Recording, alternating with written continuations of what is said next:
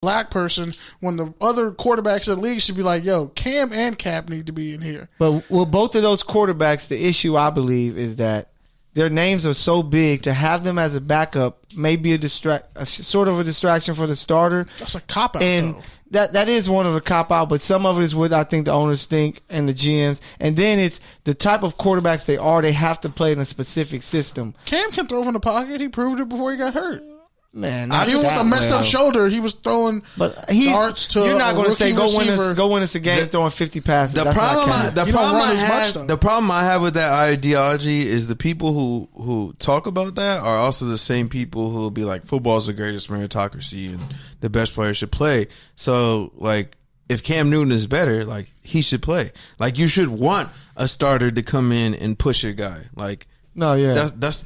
But the only thing is that's how great teams are built. It's like the system, like it's certain teams that they can play, like the Ravens, of course, because they got Lamar. Someone can back up Deshaun Watson, But you can't, like, if you have a offense that's strictly the pocket, you can't go and get neither of those guys because that's not their game. Like, but that speaks to the inherent racism of black quarterback in the position that's been going on forever because they're athletic. Like in high school, you're super athletic. We're not going to develop your arm and all that else. We're just going to have you run. Yeah. Like Cam Warren Moon developed an arm and was like, Warren Moon had an arm from the get-go, but he was athletic. They wanted him to play DB. It's even more than that though, because it's like, okay, you might be as good of a quarterback, but you go to this school and they move you to linebacker because they see your future there, Shout out to that North Carolina linebacker.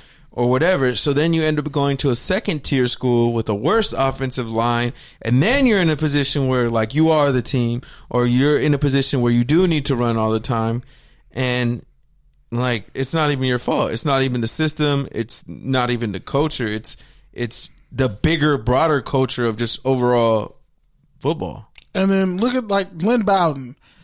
He played quarterback, but all Kentucky's QBs got injured, so he had to go play QB, and then led the SEC in rushing damn near. But it worked out for him because he was a receiver. He was never going to go back and play QB. Cam ain't going to switch positions.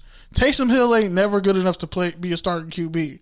Like, there are teams in this league, there are teams where you can't tell me that Cam can't come in. And maybe if Cam has to sit out a year and let's say Drew Brees and Big Ben retire, does Cam get to the front of the line?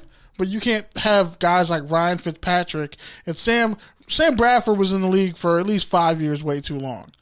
But he kept getting gigs. Nick Foles, he was in the league like 2 years too long. Okay, fine. I'll concede that. But all those Chicago Bears quarterbacks, he was actually solid with. You about to tell me Sam Bradford was good with the Rams? With the Vikings. He was like a half step below. No, he had a run. Remember, he had, I think, a run of games before injuries. He was the same QB as Kirk Cousins. He was shit in Arizona, though, but that Arizona team was kind of shit, too. Nobody remembers that Arizona team. But Josh Rosen does. That's not fair. Josh Rosen remembers. Josh Rosen's the one QB I'm like, he's really got a bad deal. Like, since UCLA, he's gotten a raw deal. And I'm not the guy to stand up for rich white kids. I'm really not the guy to do it. But he's kind of gotten a raw deal. But when you look at like a Dak, I'm not going to sit up here and say, because he put up great numbers, and if a white QB put up those same numbers, if Andy Dalton put up those numbers in his prime, people will be calling Andy Dalton like the heir apparent. If Derek Carr, if either of those Carr brothers put up those numbers in their career, won't happen. Will we not be like, damn, they're the next one up? Because at one point, everybody was like, Derek Carr is the next elite QB. No, because he had that run. That one good year. Yeah. Nah, he had like 2 good years. What cost him that was his older brother and Leonard Williams. That's what cost him. Why? That UNC game, he played like shit. Oh, you're talking about the bowl game. That bowl game cost him hella money. That's what made him go to the second round. He still went 33rd overall, though. That's not bad. He recovered. Yeah. I was talking about his pro when he got injured. Well, yeah, because he was playing since he was 12 in front of NFL scouts, essentially. He would warm up with them. He would warm up with the Texans. He was balling, though, until that injury happened. And who was the Raiders starting quarterback that playoff game? Connor Cook. Because Matt McGloin got hurt. Matt McGloin, okay. And by the way, hurt the next week. And I hate Michigan State quarterbacks because none of them have ever been good. Yeah, nah. Kirk Cousins is an anomaly. But whatever. That's crazy. And even then, he's barely above the line. Kurt, yeah.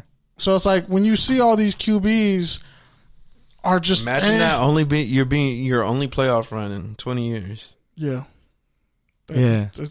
And he choked. And you see why we are the way we are? No, yeah, that's tough. That is tough. Damn. It's like, sorry, Raiders. Yeah, I apologize, man. I was like, and the Texans played so bad, the Raiders still could have won the game. That was the worst part. Yeah, that was the terrible, because you looked and was like, damn, Derek Carr probably would have got them at least to the AFC And then they Championship. paid Derek Carr, didn't pay Khalil Mack, who, by the way, Carr was a second-round pick. Mack was the 4th overall pick, but you don't pay Mack, but you pay Carr. Okay. Yeah, see, I'm getting angry again. But, yeah, when I look at this Dak Prescott situation to kind of wrap this up, I just don't see how you can't not say he doesn't deserve the money based off the rest of the field. Based off the numbers he put up and the rest of the field. Well, I think that's why this is the best scenario for Dallas, because they get him another year. They get him with all these weapons. They don't have to commit long-term money. His price might go up. All the uncertainty going along with the season. Do it. I think they're trying to get Ezekiel Elliott out the paint. I'm just saying, the league. They're trying to get Zeke out the paint. Especially, The league? I mean, he was the best back in the league as a rookie, Yeah. and now he's just Because he's not playing as well. No, he's the same but guy. he had 1,300 yards on a down year. He's the No, I same know guy. But it's just, y'all know how it works. If you're And they not lost their winning, starting center. if you're not winning, nobody's talking about it as much, you know. So But he puts up numbers. his rookie year, they played amazing football, you know, and people thought they were going to go to the Super Bowl. So that's why, like, when you miss the playoffs, people aren't going to talk about it as much, you know. And then everybody was talking about, it's Dak, you know, it's his big money year. So Dak has kind of took all of the attention away from Zeke. Well, Kellen Moore is probably one of the best things happened to that offense because they were running Zeke into the ground. Yeah, yeah. And that's then why Tony Pollard. Yeah, and that's why you look at it and it's like Zeke's now almost not even a top tier back. Stop it. No, he's still He's top tier, but like Stop you think it. of like they had a graphic of Nick Chubb or Zeke, and I'm like, it's not even close. Zeke is much better than Nick Chubb. Yeah.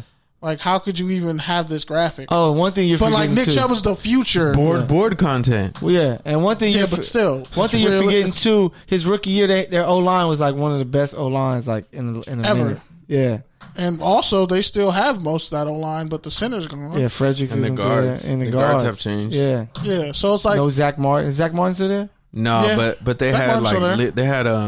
they had somebody else across from him. Collins. He's still there. That whole right side was different. Doug Yeah. Free was there, Yeah, but he Doug retired. Free. Yeah, But if you look at that, Tyron Smith was at his peak. he's still one of the best top 5 tackles. No, yeah. He's Speaking so great, he's just plateaued. at his Speaking of greatness. which, R.I.P. to Max Tuerk, Yep. former USC left tackle / guard / center, freshman All-American, Charger washout, but 3rd round pick in 2017. died at 26. Have they said why he died yet? Yeah, I haven't seen. I still thought it was a haven't seen heat why. stroke, but like it was on a hike with his father, so Yeah, I saw that. It was with But his family. it hasn't on a hike. officially come out yet. That's deep. It's crazy. It's like 26. He was 6'6", 280 or 300. He was like dude was in peak shape, and it's crazy to think like over a hike that happens. Yeah, that's really deep. Yeah, man. Take care of yourselves. Hug your loved ones. Especially if Like what a great light skinned rapper said, YOLO, man. So you got to make sure that you. we don't There's talk a lot. about Drake on this Can podcast. we I didn't just say his name. Whoever's leaking music? Can somebody just leak Big Sean's music? Please? Can we leak Please. Dr. Dre's Kendrick, I need shit? Kendrick's album. J. Cole. I need Kendrick's album. What the hell is Can Kendrick we doing? just leak Kendrick whatever probably ain't Dr. even got Dre an album. has? He probably just got some shit on a USB drive. He got like 9 tracks on there. Speaking of, and they're all named weird shit. Yeah. One of them is named Shea Butter. Remember when he came out with that unreleased demo of just like Untitled. randomly titled shit? Yeah, Untitled. I was like, really, bro? That's lazy. But speaking of leaks, apparently, That's that creative shit. Yeah. I don't need to title my iTunes shit. okay. I'm just gonna give it to Dre and fucking have him finish it all anyways. By the way, somebody needs to leak some of Dre's shit because I know he got detox, and we're just never gonna get it. Like I'm upset about that. that's what I think about. Like when I think about, this is a tangent here, but when I think about like the future and like the rappers that we grew up with dying, like, man, there's gonna be like World War III over music rights, like between like Kanye's hard drives and like because allegedly everybody has like 80 songs with Kanye that like never came out. Like I'm waiting for Kendrick. Supposedly Kendrick and Kanye did like 80 songs when they were on tour. Supposedly Young Thug and Kanye have a bunch of music. Cudi and Kanye have a bunch of music. Kendrick and Cudi. I still want that. What does Esco have all that shit off Future's hard drive? Yeah, there's that. Yeah, but that's gonna be all. Do y'all remember someone dropped like it was like Kendrick leaks of the songs who didn't make Good Kid, and they were dope. It was like, damn, this shit should have made it. But that recent Drake leak was fire though. I don't know if it was the same one as that had the Dilla beat, but the one I heard. Oh, the one with Busta Rhymes? That shit was fire. Yeah, that hook was fire. That beat was fire. But that sounded like some shit that was like off the Man of the Year mixtape, or it was on So Far Gone, one of those. Yeah, comeback season. Yeah, it sounds like it was in that range. Era, yep. But so speaking of leaks, Jamal Adams, all pro safety, pretty much said that Adam Gase is one of the biggest reasons why. It's funny because didn't they do like a parody video about him trying to get into the practice facility and he was there like was no actual video that was real. That was real. That was like recently. Yeah, that was the last training camp. Yeah, last training camp. It was like, damn, the irony of how things come full circle. And he couldn't get into the facility, and now look at him. And now he's been cryptically tweeting and all that. Just bring him to the Chiefs, bro. That's all. He's not going to the Chiefs, bro. Give us the greatest safety tandem the league has seen. And who you giving up? Pick a receiver and pick a.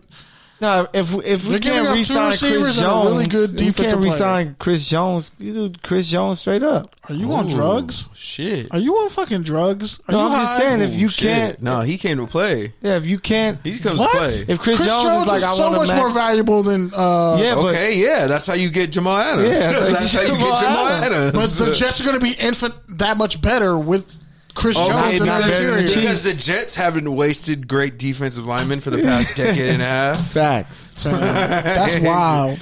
You really want to put that much on two great safeties in subpar corners? No, but you have Juan Thornhill, who was having a hell of a rookie year. Tore his ACL, so he got to come back. Yeah, so he's gonna be back.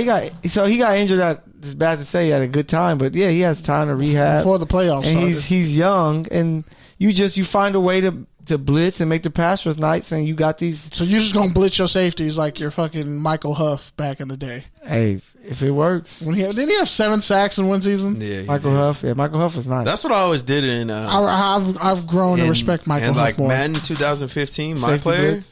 No, I would be safety, a free put him at safety and put my speed all the way up. Oh yeah, and just making plays from 10 yards out. Yeah, facts. Stupid amount of speed. I would say putting all my strong safeties who could tackle at outside linebacker and just shitting on people. Like, okay, I put a corner that's like pretty fast, but like has good catch rating. Put him at free safety. Slide the weakest safety over the strong safety, and then my strong safety is my outside linebacker, and I'm just like, okay, I'm just going to blitz and do stunts all day. But, yeah, so Adam Gase pretty much been a failure as a coach everywhere he's been. Are we really surprised that he made the playoffs with the Dolphins. Yeah. Twice. Question, did they ever find out if he was on drugs during his introduction? Allegedly, he was. Oh, he was? Allegedly. Because I've never seen somebody's eyes open like that for a long time. When the perk hits you? When the perk and the moonrocks hit you at the same time? Nah, that's that white people drug shit. That's that oxy. That pill. Man. That's that oxy and that Viagra at the same time. That's that I changed my plug and this one has a different brand. This one has a different brand than the last one. Unless he could see the future and he knew that Jamal Adams was going to actually trade it. So he was like, I'm getting Chris Jones. I'm going to trade Leonard Williams and Jamal Adams. Yeah, he's thinking like, and I'm losing Snacks Harrison? How do I plan to win? I'm gonna get Sam Darnold and I still don't have a receiver. Baylor receiver, Denzel Mims. Don't you disrespect that man. We'll see. And we watched the play. Shout out to my guy Tom Climax, who OG for KTLA. He's not there anymore. He's just retired, but he was a he was a producer for sports for years. He was a Jets fan. That's what's up. Yeah. So Sorry, you have to go. No, through yeah. that. Me and him used to, like, when I was at KTLA, we always talk because I was a Chief and Jets, and we